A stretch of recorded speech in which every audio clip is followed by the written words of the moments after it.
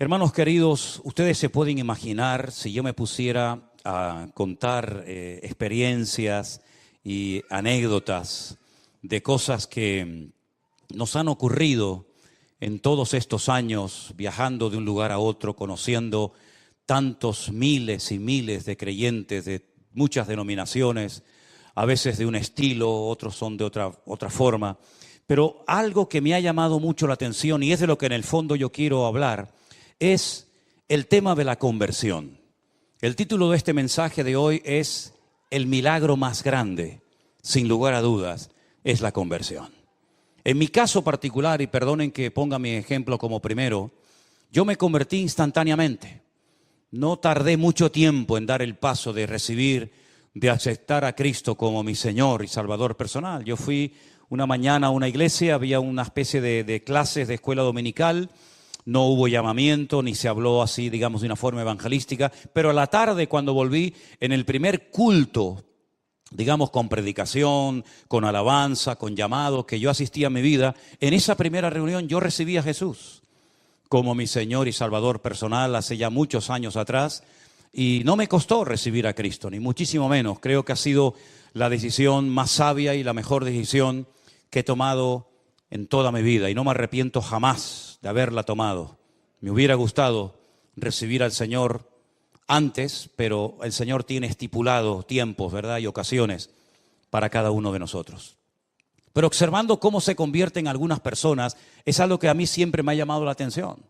Porque hay, por ejemplo, personas que se han convertido, no muchos, he conocido algunos, solos.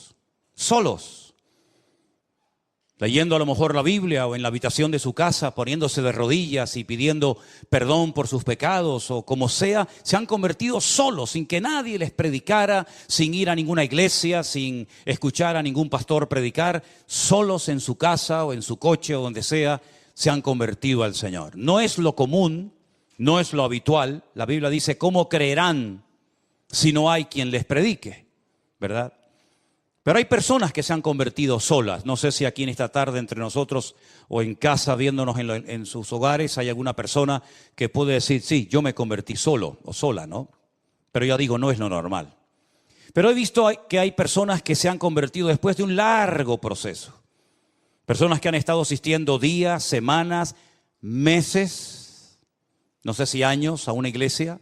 Y al final, después de haber escuchado docenas de sermones, de haber cantado muchas canciones y de haber oído muchos testimonios, finalmente toman el paso de aceptar al Señor Jesús como su Salvador personal, ¿verdad? Sin embargo, hay otras personas como yo que lo hicimos instantáneamente y hay otras personas que se han convertido, pero les ha costado. Han tenido que tocar fondo, lo han perdido ya todo, menos la vida. Han perdido el trabajo, han perdido la familia, han perdido salud, han perdido prácticamente todo. Y al final, cuando ya no les queda nada, es cuando deciden por fin definitivamente recibir a Jesús y darle una oportunidad en su vida, ¿no? También he conocido personas que se han convertido por miedo. Me explico. Miedo ante la condenación eterna, miedo ante el juicio venidero, miedo ante estar eternamente excluido de la presencia de Dios. Y por temor, ¿verdad? Por miedo, ese miedo sano y reverente, han decidido cambiar de vida y seguir a Cristo todos los días de su vida, ¿verdad? Dice la Biblia que el principio de la sabiduría es el temor a Dios. Pero en ese mismo libro de Proverbios hay otro versículo que se parece mucho, que dice que el principio de la sabiduría es aborrecer el mal. Y hay gente que viendo la mala vida que han llevado, los malos caminos y las pésimas decisiones que tomaron en su vida, por temor a condenarse, por temor a perderse, pues deciden al final dar el paso. Sea como sea, para mí el ver a una persona convertida, para mí es el milagro más grande de todos los que uno puede experimentar en la vida. Porque es el único milagro que Satanás no puede imitar. Otros milagros sí los puede y de hecho a veces los imita. Pero el milagro de la conversión, el transformar una vida, el diablo, ese milagro, no lo puede experimentar. No lo puede hacer que otra persona tenga esa experiencia si realmente no ha aceptado al Señor. Ahora, toda verdadera conversión tiene que tener 3 elementos fundamentales. Yo los voy a mencionar y a continuación se los voy a explicar para que queden bien claros estos conceptos. Toda verdadera conversión tiene que tener justificación, regeneración y adopción. Empecemos por la primera. La justificación es la palabra que se emplea en la Biblia para decir que el pecador ha sido declarado justo, limpio de pecado, como si nunca hubiese pecado, borrón y cuenta nueva. Si prefieres utilizar el término nacer de nuevo, lo puedes hacer. Dice la Biblia en Romanos capítulo 5 que justificados pues por la fe tenemos paz para con Dios por medio de nuestro Señor Jesucristo. Dios no justifica al pecado, lo que justifica es al pecador arrepentido. Ser declarado justo, presentarte delante de Dios sin tener que avergonzarte una vez que le has recibido y aceptado como tu Señor y Salvador personal. Saber que eres libre de toda condenación, como dice la Biblia, de modo que si alguno está en Cristo, nueva criatura es. Las cosas viejas pasaron, he aquí todo es hecho nuevo. Y ahora no hay ninguna condenación, ninguna, hermanos, ninguna, para los que están en Cristo Jesús. Los que no andan conforme a la carne, evidentemente, sino conforme al Espíritu. ¿Saben lo maravilloso es que ser libre de toda condenación y poder orar, poder cantar a Dios, poder honrar al Señor, sabiendo que todos mis pecados han sido perdonados por el amor de Dios? ¿No es maravilloso, hermanos? ¿No es maravilloso? ¿No se merece un fuerte amén el Señor? Y un aplauso también, ¿por qué no? Es una maravilla. Libres, libres, aleluya. Qué maravilloso es la libertad, ¿verdad? Terrible el libertinaje, pero la libertad gloriosa que tenemos ahora en Cristo es realmente un privilegio. Eso es ser justificado, eso es lo que conocemos como la justificación. Pero la regeneración es el cambio tanto instantáneo como progresivo que se lleva a cabo en una vida que ha nacido de nuevo. Está claro que nuestros pecados son perdonados instantáneamente, pero nuestra vida no cambia instantáneamente. Entramos en un largo proceso, ¿verdad? Y ahí el Señor comienza a moldearnos, ahí el Señor comienza a tratar con todas y cada una de las áreas de nuestra vida. Comienzan a salir cosas que ni siquiera sabíamos que las teníamos. Es como cuando calientan el oro y entonces comienzan a salir todas las impurezas y las van quitando, ¿verdad? Y eso es lo que ocurre después de haber sido justificados por el Señor. Que el Señor comienza a tratar con nuestro carácter. El Señor comienza a tratar con cosas de nuestro pasado que todavía en nuestra mente nos juegan o les gustaría jugarnos malas pasadas, ¿verdad? Y el Señor comienza a transformarnos, comienza, digamos, a moldearnos. Y en vez de parecernos al diablo, comenzamos a parecernos a Cristo. Cuando el hombre pecó, comenzó a hacer cosas que son típicas del diablo. Comenzó a matar, comenzó a odiar, comenzó a mentir, comenzó a tener celos, envidias, pleitos, iras. Esas son las características de una persona que está bajo la cobertura del diablo. El hombre comenzó a parecerse al diablo después de pecar y desconectarse de su Dios. Pero cuando recibimos a Cristo en nuestros corazones como nuestro Señor y Salvador personal, con el paso del tiempo nos vamos pareciendo cada vez más a nuestro Señor Jesucristo. Y comienza a manifestarse lo que la Biblia llama o indica como el fruto del Espíritu Santo que mora en nosotros. Comenzamos a amar cosas que antes odiábamos.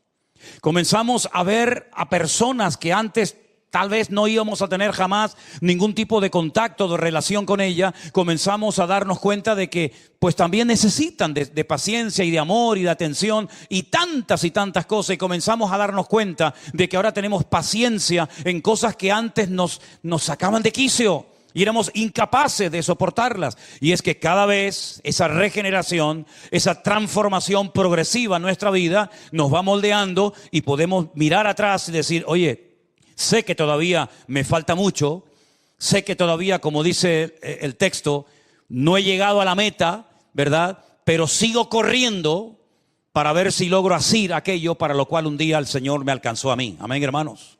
Y finalmente, la adopción. Es decir, ahora tengo una familia. Ahora estoy bajo una cobertura que es la familia de Dios. Y hemos conocido esta tarde a 2 miembros de nuestra familia, ¿verdad? Que viven en otro lugar. Pero podríamos recorrer el mundo entero y darnos cuenta de que tenemos hermanos y hermanas en la fe prácticamente en todas las partes del mundo. Porque hemos sido adoptados en una familia universal donde caben todos. Y donde todos tenemos que aprender a relacionarnos y amarnos y a perdonarnos y a trabajar juntos, etcétera, etcétera. Así que una verdadera conversión nos lleva a la justificación, a la regeneración y a formar parte de la familia de Dios por adopción, no por nacimiento. Ahora, el primer texto que quiero leer en esta tarde que habla acerca de la conversión se encuentra en Hechos capítulo 3, el verso 19. Pedro y Juan acaban de orar por un paralítico que ha sido milagrosamente sanado. Y ellos aprovechan la oportunidad para dar testimonio de su Dios, para evangelizar a las personas que allí están viendo aquel milagro. Y él dice, ya digo, en el capítulo 3, verso 19, arrepentíos y convertíos. Las 2 palabras. Tú te puedes arrepentir de algo que has hecho, pero eso no significa de que te hayas convertido. Tú te puedes arrepentir de haber robado, de haber mentido o de haber hecho algo malo, pero eso no significa que has cambiado. Te has arrepentido, pero no te has convertido. Pero Pedro dice, arrepiéntanse y conviértanse para que sean borrados vuestros pecados y para que vengan de la presencia del Señor tiempos de refrigerio. Epistrefo. Esa palabra rara, esa palabra griega es la palabra que se traduce en el Nuevo Testamento como la palabra convertidos o conversión, epistrefo, que significa dar la vuelta, dar marcha atrás, cambiar de dirección, ir en una dirección contraria a la que iba. Lógicamente, una verdadera conversión se produce cuando hay un verdadero y genuino arrepentimiento por nuestra parte. No un remordimiento de conciencia, no un dolor por haber perdido cosas que las tenía, pero que por mi mala cabeza o mis malas decisiones las he perdido, sino que hay un arrepentimiento genuino de no volver, de no querer volver a cometer el mismo pecado que durante tiempo me conquistó y me dominó. Cuando hay un verdadero arrepentimiento, se puede decir que hay una verdadera conversión y un genuino deseo de cambiar. Y un genuino deseo de honrar y de servir al Señor, que tal vez antes no creíamos en Él, pero que ahora nos hemos dado cuenta de que lo amamos y lo conocemos. Y de alguna manera queremos esforzarnos por servirle y por honrarle todos los días de nuestra vida. Ahora, no tenemos que confundir el venir a la iglesia con convertido. Porque hay gente que puede venir a la iglesia toda su vida. De hecho, hay gente que ha nacido, por así decirlo, en el seno de una iglesia. A lo mejor desde el vientre de su madre, ya su madre lo traía a los cultos.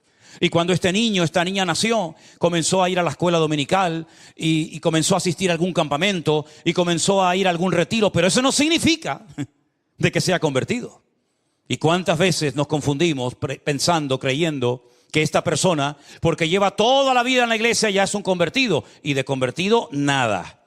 Puede ser un simpatizante, una persona que tiene su círculo de amistades dentro de la iglesia, porque como su vida ha girado siempre en torno a la iglesia, no tiene contactos, no tiene amigos fuera, y parece que es un cristiano, parece que es un convertido, pero no lo es.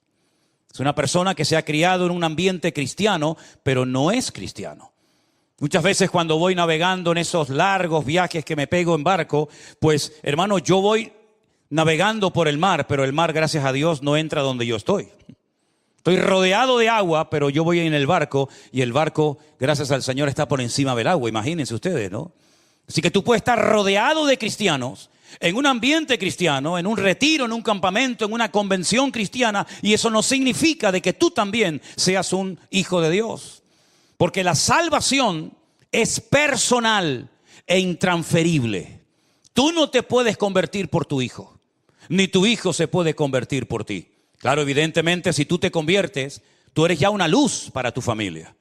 Tú ya tienes un mensaje y un testimonio que dar a tus compañeros de trabajo, en el lugar donde vives. Pero tú no puedes convertirte por un círculo de amistades o por toda una familia, ¿verdad? Y decir, bueno, yo me convertí y eso significa de que ya toda mi familia ya son convertidos. No, repito, la salvación, la conversión es personal y no se puede transferir a otras personas. Y también hay que decir que la salvación es instantánea. O eres o no eres. O estás dentro del reino o fuera del reino. O estás conmigo o estás contra mí. O eres realmente convertido y tu nombre hoy, en este momento, en este preciso instante, está inscrito en el libro de la vida, o tu nombre no aparece por ninguna parte. Y si tú murieras hoy, no irías jamás a la presencia del Señor. ¿Cómo ha sido tu conversión, hermano? ¿Recuerdas ese día, ese lugar, esa hora? Aquel sitio donde el Señor tocó tu alma y tocó tu corazón. Vamos a leer algunos versículos en esta tarde donde aparece esta palabra epistrefo, que significa convertirse. Vamos a ver las distintas traducciones que le han dado a lo largo del texto bíblico. Por ejemplo, en el Evangelio de Mateo, el capítulo 18, el verso 3, 18 de Mateo, el versículo 3, hay unas palabras muy interesantes del Señor Jesucristo, cuando le dice a las multitudes, de cierto os digo, que si no os volvéis y os hacéis como niños, no entraréis en el reino de los cielos. Es decir, la actitud para poder ser salvo, la actitud para tener una genuina y verdadera conversión es fundamental. Una persona con soberbia, una persona arrogante, una persona que se cree que lo sabe todo, que no necesita de nada ni de nadie, difícilmente esa persona llegará a una convicción de pecados y pedirá perdón al Señor. Algo muy habitual, y precisamente me pasó, para no ir más lejos, esta semana, el jueves, mientras ustedes estaban aquí escuchando el mensaje de nuestro hermano Jerónimo que predicó. Yo estaba fuera hablando con una persona y cuando comienzo a hablarle, lo primero que me dice, como para escudarse, ¿no? Como para decir, cuidado que ya te he dicho lo que soy, dice, yo soy católico. Y le dije, ¿usted es católico? Y dice, sí. Digo, ¿de verdad? ¿Pero practicante? ¿Se confiesa habitualmente? ¿Va a misa? ¿Acepta la autoridad del Papa sobre su vida? ¿Es usted un buen idólatra? ¿Reza usted el rosario? Que el Dios te salve María, llena eres de gracia, el Señor es contigo, bendito, todo eso. ¿Es usted un buen católico? Me dice, bueno, no. Digo, entonces permítame que le diga, usted no es nada. Y me dice, es verdad, yo creo que no soy nada. Digo, ya nos estamos entendiendo. Digo, mire, ¿sabe por qué usted dice que es católico? Porque unos señores de España, hace muchos siglos atrás, se fueron allí y les conquistaron a ustedes. Y después de irse y de volver a sus tierras, después de haberse llevado todo lo que pudieron y más, o usted no lo hubiera hecho. Usted no lo hubiera hecho, ¿verdad? Claro, ya. Dejaron una religión allí, muerta y vacía, que no servía aquí, pero la dejaron allí. Y por eso usted es católico. Pero si en vez de haber ido los españoles hubieran ido, por ejemplo, los musulmanes, usted entonces seguramente hoy estaría rezando de cara a la Meca y estaría con un Corán debajo de su brazo. Usted no eligió la religión lo eligió a usted. Y no fue algo que usted decidió seguir o aceptar, sino fue algo que le impusieron a usted casi desde el vientre de su madre. Es decir, cuando una persona cree que por ser católico o miembro de una iglesia, sea esta o cualquier otra, ya es salvo, convertido, se equivoca rotundamente. Porque la conversión no pasa por una denominación. La conversión no pasa necesariamente por ser miembro de una iglesia, llámese como se llame, sino la conversión es un encuentro, es una experiencia personal con Cristo. Yo me arrepiento, yo reconozco que soy un pecador, yo reconozco que me he equivocado. Eso de que no, yo siempre he creído, no dudo de que usted siempre haya creído, pero déjeme que le recuerde a alguien, el más creyente del mundo, el que nunca ha dudado de la existencia de Dios, el que cree que los 66 libros de la Biblia, desde el Génesis 1:1 hasta la amén de Apocalipsis, es palabra de Dios, el que cree en el Padre, en el Hijo, en el Espíritu Santo, el que cree en el cielo, en el infierno, el que cree en las parábolas, las profecías y las promesas, el que nunca jamás ha dudado de la existencia de Dios, es nada más y nada menos que un caballero llamado Satanás, el diablo. Porque Satanás no es un ateo. Porque la Biblia dice que para ser ateo hay que ser necio. Eso lo dice la Biblia. Y Satanás de necio no tiene nada. Satanás es acabado en hermosura, el sello de la perfección y lleno de sabiduría. Dice la Biblia que Dios así lo creó. Y díganme ustedes si Satanás va a pasar la eternidad en la presencia del Señor junto con su amada iglesia. ¿Usted cree en eso? Pero si es un creyente. Si jamás ha dudado de la existencia de Dios. Es que creer sí es importante, pero no es suficiente. No hay ningún mérito en decir yo creo en Dios. Yo he creído toda mi vida y... ¿Quiere que ahora le toquemos una música especial y le hagamos una fiesta por haber creído en Dios? No hay ningún mérito en haber creído en Dios. El mérito no está simplemente en creer. El mérito está en confesar que ese Dios en el cual creo, a partir de hoy va a ser mi Señor, mi Salvador, mi cobertura, mi amo, mi dueño y mi todo. Y yo le rindo a Él mi vida y entonces es cuando comienzo a experimentar el gozo de la salvación, porque uno no nace salvo y luego con el paso del tiempo se condena, sino que uno nace condenado y hay un momento puntual en la vida en el que tú te conviertes y experimentas el nuevo nacimiento. Y de nada sirven las teorías. Un hombre principal entre los judíos que se sabía muchos libros de memoria de la Biblia, más que cualquiera de nosotros, le dijo al Señor: Señor, sabemos que has venido como maestro, porque nadie puede hacer las señales que tú haces si no está Dios con él. El Señor se le queda mirando y le dice: mira, Nicodemo, escúchame una cosa. Si tú no naces de nuevo, tú no puedes ni ver ni entrar en el reino de los cielos. Ni ver ni entrar. Me llama mucho la atención esos dos verbos. Porque podía haber dicho: podrás ver el reino, podrás ver la gloria, pero no entrarás en ella. ¿Por qué le dijo ni ver ni entrar? Porque ellos casi reverenciaban al que llaman Moshe Rabenu. Moisés es nuestro maestro. Y se dirigen a él con un respeto tremendo, ¿verdad?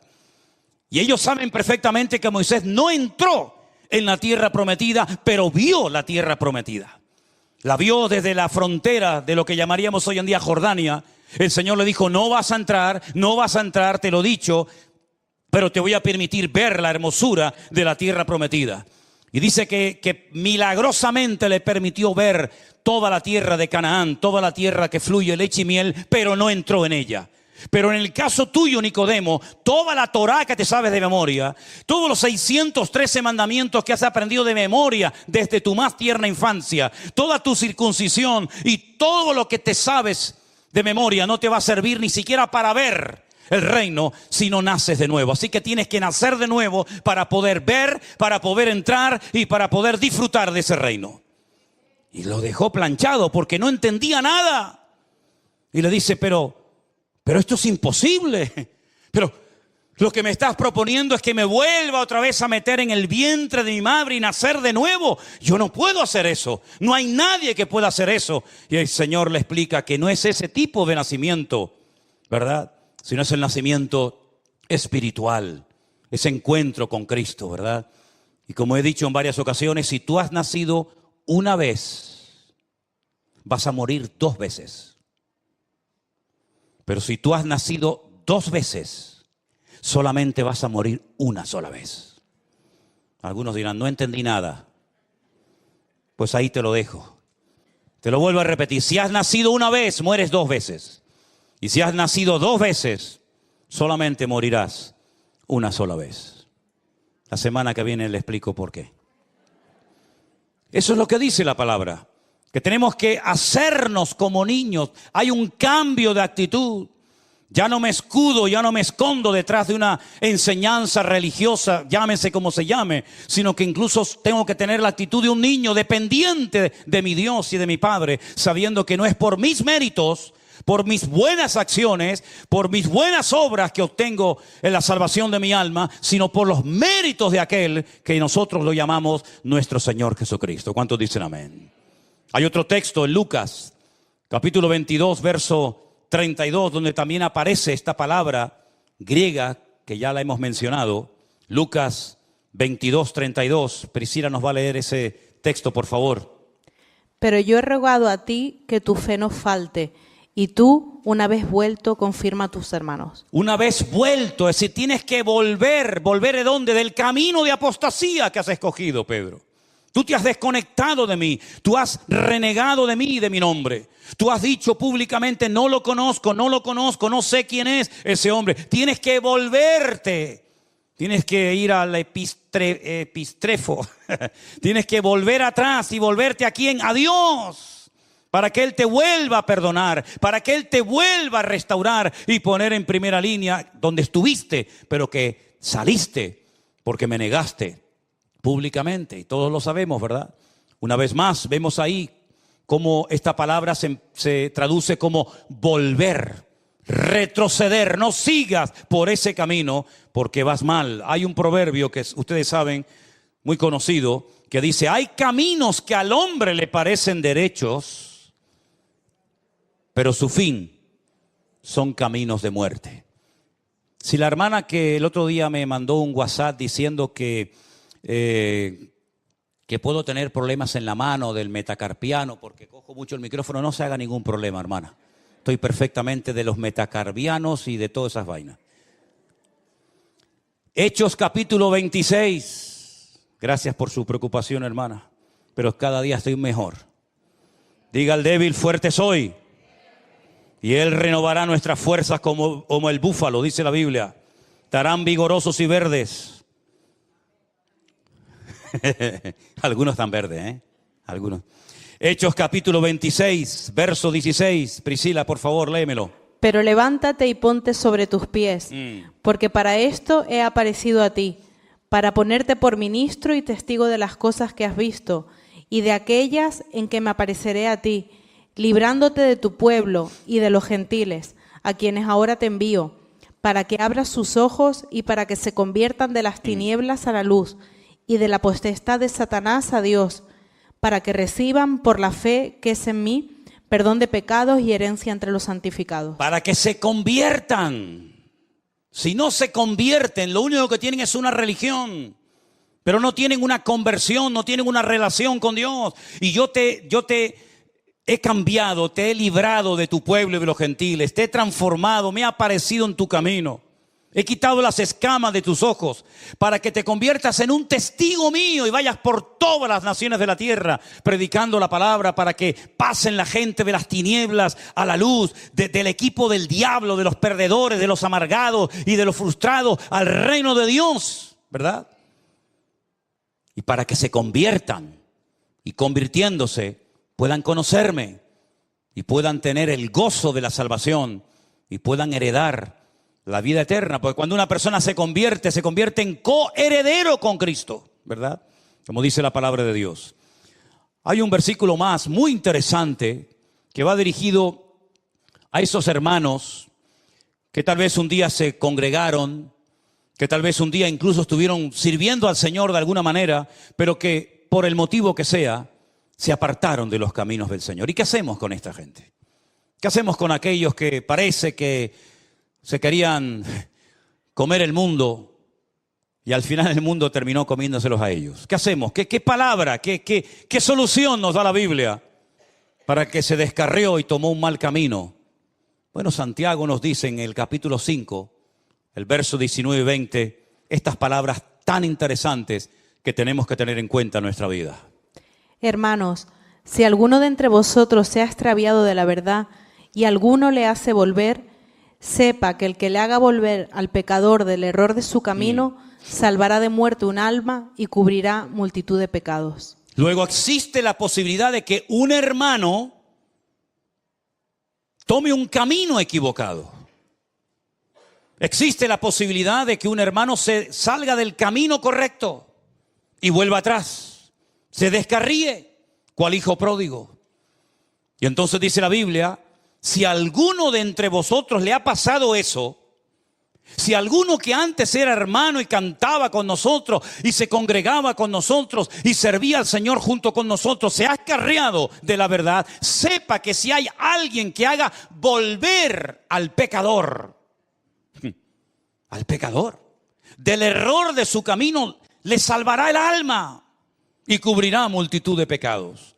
Luego hay la posibilidad de descarriarse, de desconectarse del Dios que un día te iluminó, del Dios que un día te perdonó, de ese Dios que ese día te transformó la vida. Pero hay también la posibilidad de poder volver a Él en arrepentimiento, y el Señor te vuelve a perdonar y te vuelve a restaurar, porque Dios no solamente salva, sino que también restaura a las personas que por el motivo que sea se han enfriado y se han descarriado de los caminos del Señor.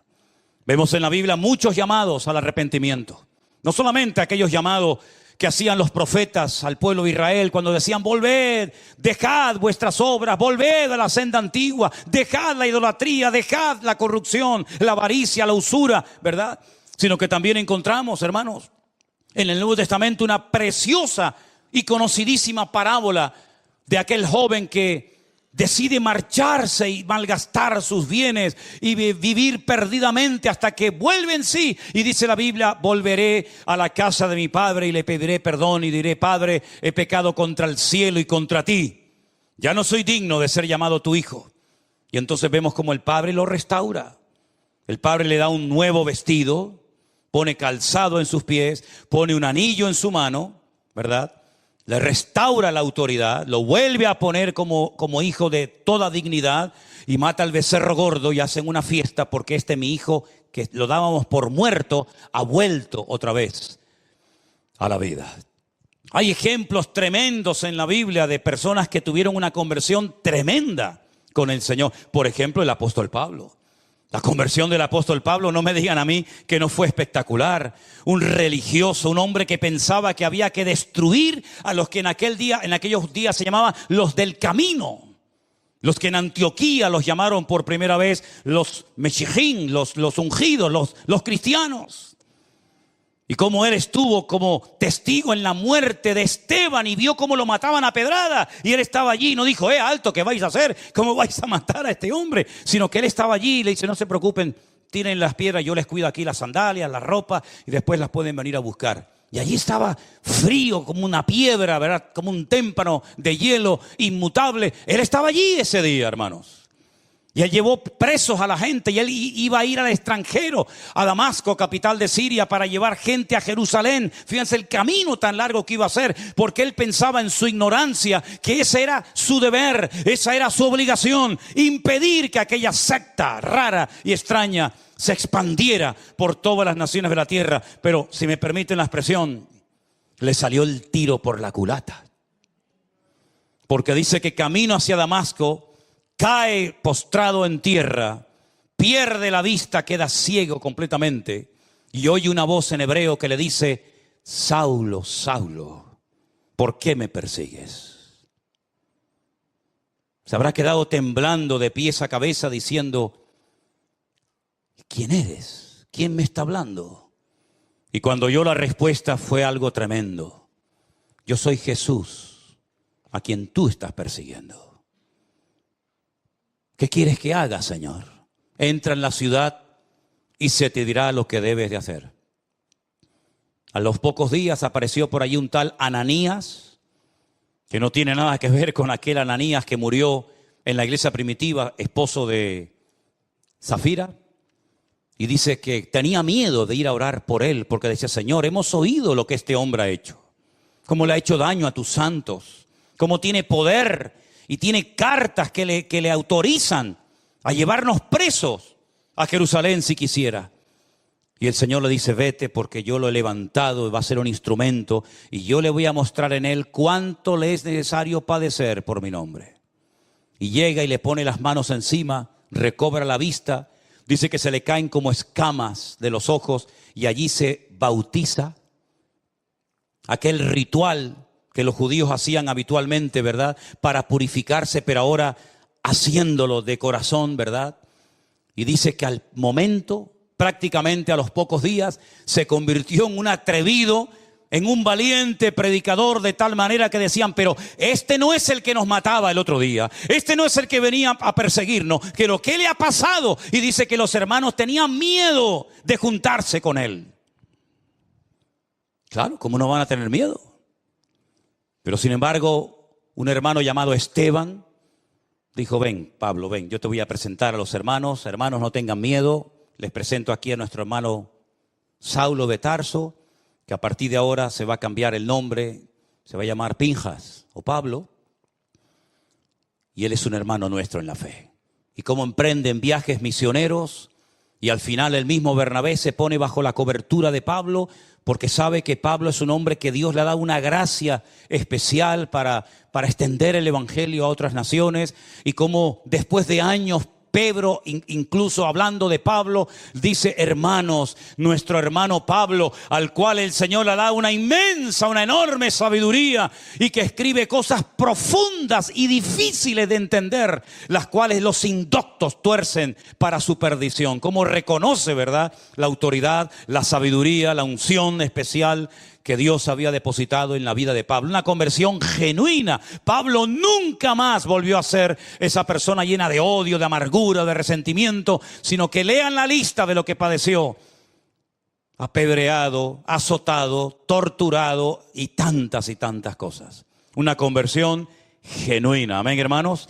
No me digan a mí que la conversión no es el milagro más grande de todos los que podemos observar a lo largo de nuestra vida. ¿Y qué me dicen ustedes de aquel etíope, aquel hombre de color que venía sentado en su carro después de haber estado en Jerusalén y había comprado seguramente por una fortuna un pergamino, un lienzo del profeta Isaías, que no sé ni cómo podía leerlo porque estaba en un idioma que él no dominaba, pero se ve que lo leía, pero no entendía nada?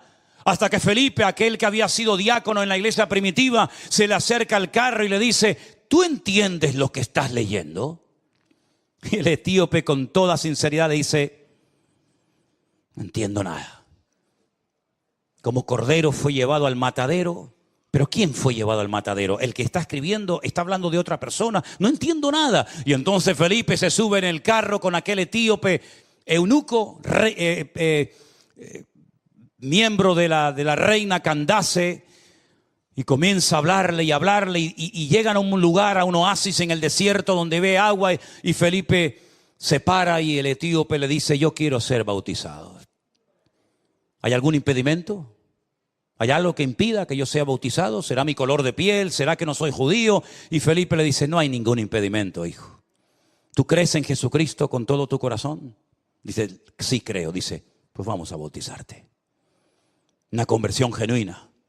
Después dice la historia que fue a Etiopía, le habló a la reina Candace, y hasta el día de hoy hay una comunidad tremenda de cristianos en Etiopía, y algunos dicen que él fue el evangelista, el instrumento que el Señor utilizó para alcanzar aquella nación, ¿verdad? ¿Y qué me dicen a mí del carcelero, hermanos? El carcelero que vivía en la ciudad de Filipo, ¿no tuvo una conversión tremenda a medianoche? Mientras había un terremoto tremendo en la cárcel que dice que las cadenas que tenían los presos se caían y las puertas de la cárcel se abrían, y cuando aquel hombre se iba a quitar la vida en medio de la oscuridad de la noche, después de haber oído cantar a Pablo y a Silas, después de haber sido previamente torturado, dice: señores, ¿qué tengo que hacer para ser salvo? Y Pablo le dice: cree en el Señor Jesucristo y hoy mismo serás salvo tú y toda tu casa. Y él fue capaz de transmitir esa conversión, ese cambio genuino, dejando su idolatría, su paganismo, y llevando a toda su familia esa misma noche en una cárcel. Miren qué culto tan interesante. El sermón: cree en el Señor Jesucristo y serás salvo tú y tu casa. Congregación, cárcel de Filipo, predicador, Pablo y Silas. Resultado: bautizados toda una familia. Un culto espectacular, Y se convirtió aquella noche. Un hombre que había recibido el mandato de custodiar en el calabozo más profundo y más oscuro de aquella mazmorra. Esa misma noche el carcelero se convierte y se bautiza junto con toda su familia. ¿Te das cuenta cómo es importante la conversión y no solamente el creer en Dios? ¿Te das cuenta cómo sin conversión no hay salvación? ¿Te das cuenta cómo la conversión tiene que ser personal? Y hay un momento en tu vida en el que tú tienes que tomar tu propia decisión. No papá, ni mamá, ni el abuelito, ni la abuelita, sino tú tienes que decir: ¿qué voy a hacer con Jesús? Después de escuchar su palabra y después de entender el evangelio. Y si una característica yo creo que positiva y buena tiene esta congregación, es que aquí se entiende la palabra que se predica. No tienen que salir en medio de una predicación Estos hermanos que a veces se levantan es porque me imagino que quieren ir al baño. Pero no es porque tienen que ir a la librería de la esquina a comprar un diccionario porque no entienden la terminología al que el pastor está predicando. No es por eso. Porque en esta iglesia se entiende perfectamente el mensaje. Da igual quien lo predique. Porque la gracia y la cobertura del Espíritu fluye en todos los que se suben a este lugar a predicar. De tal manera que hasta el más pequeño y el más tonto y el más nuevo puede entender perfectamente lo que ese hombre quiso decir ese día con la predicación del Evangelio. Que se llamaba a la gente al arrepentimiento. Hoy en día predicar mensajes de arrepentimiento ya sé que no son nada populares.